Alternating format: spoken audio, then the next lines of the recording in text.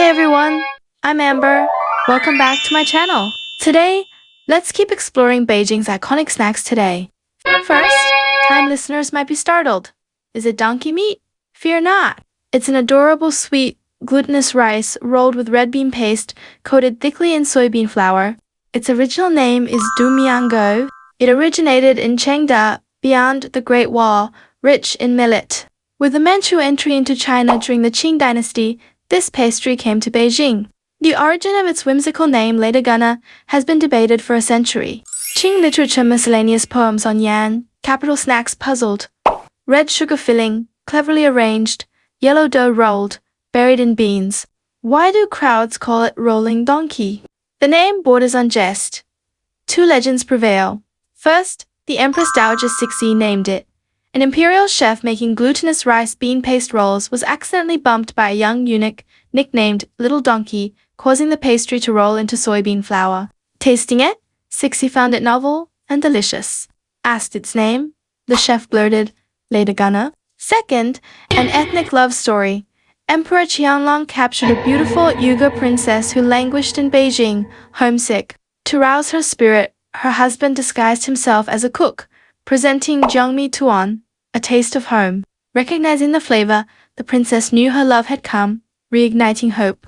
This pastry was henceforth called Ladagana, symbolizing resilience and reunion. Making authentic Ladagana starts with crucial ingredients. Traditionally, it demands hongmian from Chengde, steamed perfect resilience.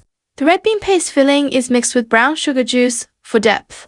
Modern versions often use glutinous rice flour blended with a little sticky rice flour, sometimes adding milk during steaming for a softer, denser texture.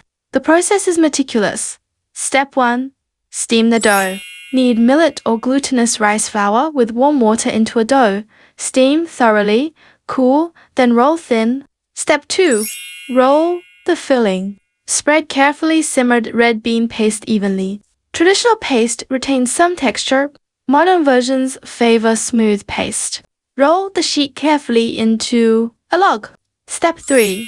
Roll in flour. The sole is the golden roasted soybean flour coating. Soybeans must be roasted golden with a hint of toasty aroma. Roll the log generously in the thick flour, cut into sections, finally topped with sparkling rock sugar crystals and brightly colored candied fruit strips for color. 6th, Shatang. Shatang's origins trace back to ancient military rations. Its base is Mycemian, anciently called Chaomian. The Song dynasty Dreams of the Eastern Capital records it as marching rations, just add water for instant food. By the Ming dynasty, this simple fare was elevated in Beijing with fragrant osmanthus and sweet brown sugar. Shatang's charm lies half in flavor, half in the breathtaking pouring technique, a visual spectacle. Its core prop is the imposing dragon-headed copper pot, weighing over 20 pounds, filled with boiling water, often with internal charcoal to maintain temperature. Making Shatang has 4 secrets. First, the base blend. Primarily millet flour, often mixed with almond or walnut powder for aromatic layers. Second, pre-mixing. Blend the dry flour in the bowl with a little cold water into a thin slurry, crucial to prevent lumps when hot water hits. Third, the climax. High, pouring into a paste.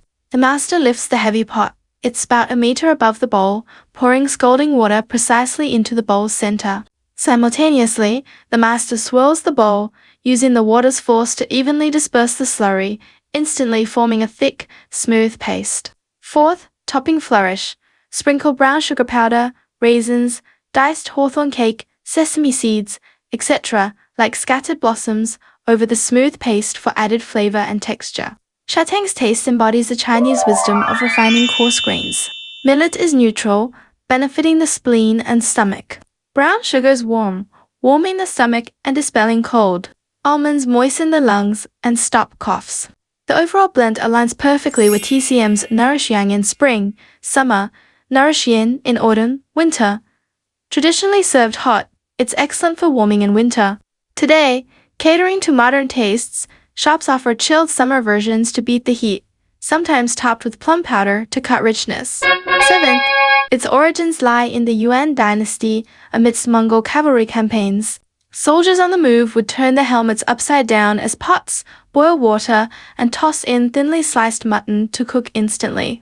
This rugged battlefield ingenuity underwent a glorious transformation in the Qing dynasty. Historical records show that for Emperor Jiaqing's enthronement, 1,000 elders banquet in 1796, 1,550 bronze hot pots were used to feast elders nationwide, creating history's largest mutton hot pot feast. From then on, Sichuan Yang grew moved from military camps into grand halls, beginning its journey as a Chinese culinary treasure. Its essence starts with selection. Only about 15 prime pounds come from a 100-pound castrated ram from the Inner Mongolian grasslands. These prized cuts include shangyu with marble, light grain, disamba, and shasamba, with beautiful, fat marbling, the tender inner leg muscle, and modern. These cuts are chosen because moderate exercise yields fine muscle fibers or fat deposits like snowflakes ensure tenderness.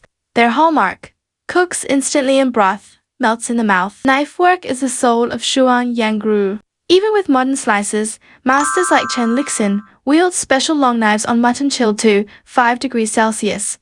Each slice must be about 0.9 millimeters thick, 15 centimeters long, and 3.3 centimeters wide, so thin it reveals the pattern of the blue and white plate beneath. This unique cross-grain cutting severs muscle fibers horizontally, allowing slices to cook perfectly with just 7 dips and 8 lifts in boiling broth, turning from red to cooked in seconds. It achieves the visual and gustatory delight: thin as paper, neat as thread, beautiful as a flower. Unlike the bold flavors of Sichuan hot pot, Old Beijing hot pot venerates clear broth. The pot holds only a few sections of scallion whites, some ginger slices, a few dried shrimp for umami, sometimes enhanced with a broth made from simmered mushrooms. This seemingly simple broth hides cunning. It maximizes the mutton's inherent subtle milky sweetness while acting as a truth serum for meat quality. Any flaw is exposed in the clear liquid. The moment the meat turns from red to gray, white is perfect. Foreign friends, learn the rhyme. Red meat, 7 up, 8 down. Pink turns quick, grab it now. Meat cooked this way rivals steak for tenderness. Halfway through the meat, vegetables and tofu take center stage. Napa cabbage, vermicelli, frozen tofu absorb the meat, infused broth, blossoming with unique freshness. 8th. Bei Shui, Yang Tu. This dish emerged in the late Ming, early Qing. Legends link it to rebel leader Li Zixing and his men. Defeated soldiers reportedly settled in Ligia village near Beijing, selling mutton. Cheap off-cuts like heads and offal were kept, boiled plainly, and unexpectedly yielded unique deliciousness. By the Daoguang era, a master nicknamed Shipedma achieved fame with his great knife skill. He boiled heads until meat icily separated from bone, slicing it paper-thin, translucent. This demands knife mastery. Thin slices mean more surface area per weight, delivering the spiced salt flavor faster to the palate while melting instantly. Finally, it's sprinkled with secret spiced salt. Sichuan pepper contains hydroxy alpha sanshu, activating touch receptors in the mouth for a unique numbing sensation, combined with salt for a distinctive flavor kick. Making bashui, Yang Tu starts with selection. Must choose heads from 2 to 3-year-old Inner Mongolian castrated rams. Castration ensures finer meat and exceptionally crisp skin. Cleaning is paramount. Scrub the sheepskin repeatedly with a bamboo brush dipped in ice-cold water until achieving jingliano, skin white without stray hair or grime. Then thoroughly clean nostrils, ear canals, and mouth cavity, a process taking over 3 hours, testing patience and meticulousness. The boiling is equally precise. Start heads in cold water, simmer gently. Cooking to 70% done is critical. Undercooked, meat clings to bone. Overcooked, skin and meat turn mushy. The most crucial step is cold water shocking. Plunge the hot, deboned meat instantly into ice water.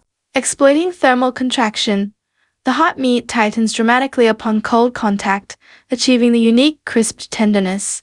This precise temperature control yields cheek meat resilient like a bowstring, palate cartilage crisp as spring bamboo, tongue soft and smooth like clouds, eyes set firm like fresh cheese. 6th generation master Ma Yukun's knife skill was once unmatched. Every afternoon, pushing his wheelbarrow to Langfang Ershao outside Qianmen Gate, crowds gathered before he stopped. Holding the white sheep cheek firmly with his left hand, his right wrist flew.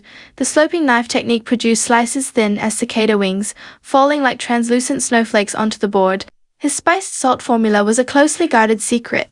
Typically coarse salt and premium Sichuan pepper patiently dry, roasted over low heat until fragrant, blended with minuscule amounts of finely ground cardamom and clove powder. Each spice's quantity had to be precise down to the milligram. A fraction too much overpowers the mutton's freshness, too little fails to suppress any lingering gaminess. Old Beijingers, especially in bitter winter, love standing roadside, holding a plate of ice-cold bashui yanked to meat to nibble, chased with a mouthful of strong shabu liquor.